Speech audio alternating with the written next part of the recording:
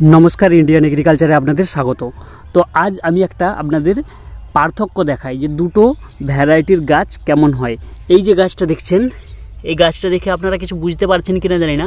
দেখুন গাছের গোড়াগুলো সরু আর সিঙ্গেল দেখুন।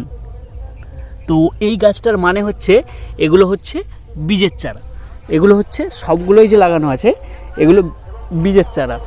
আর আপনি যদি কাটিংয়ের চারা লাগান সেক্ষেত্রে দেখবেন যে আপনার গাছের গোড়াগুলো মোটা হয়।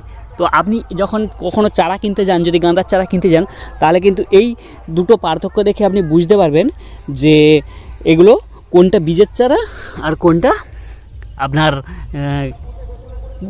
মানে কাটিংয়ের চারা। দেখুন বীজের চারা সিঙ্গেল, আর দেখুন কত সরু গোড়াটা, এই দেখুন কত সরু।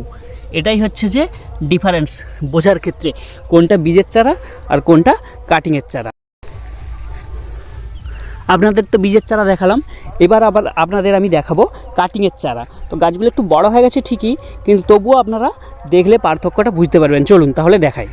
এবার আমি আপনাদের দেখাচ্ছি কাটিংয়ের চারা। কাটিংয়ের চারার ক্ষেত্রে দেখুন গাছ ছোট থেকেই ঝাড়, আর এই দেখুন গাছ ছোট থেকেই ঝাড় আর ফুল চলে আসে ছোট গাছেই। এই দেখুন আপনারা তাহলে পার্থক্যটা বুঝতে পারবেন।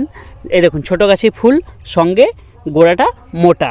এগুলো হচ্ছে গাছগুলো আপনারা এখন দেখতে পাচ্ছেন এরকম, কিন্তু যখন এই যে সার দেওয়া হয়ে গেছে, এর সার খাওয়ানোর পর যখন গাছগুলো দেখবেন তখন দেখবেন তার সম্পূর্ণ আলাদা। এবারে আপনারা সহজেই যখন চারা কিনতে যাবেন তখন কিন্তু সহজেই বুঝতে পারবেন কোনটা কাটিংয়ের চারা আর কোনটা বীজের চারা। এই দুটো পার্থক্য দেখলে আপনারা কিন্তু সহজেই বুঝে যাবেন।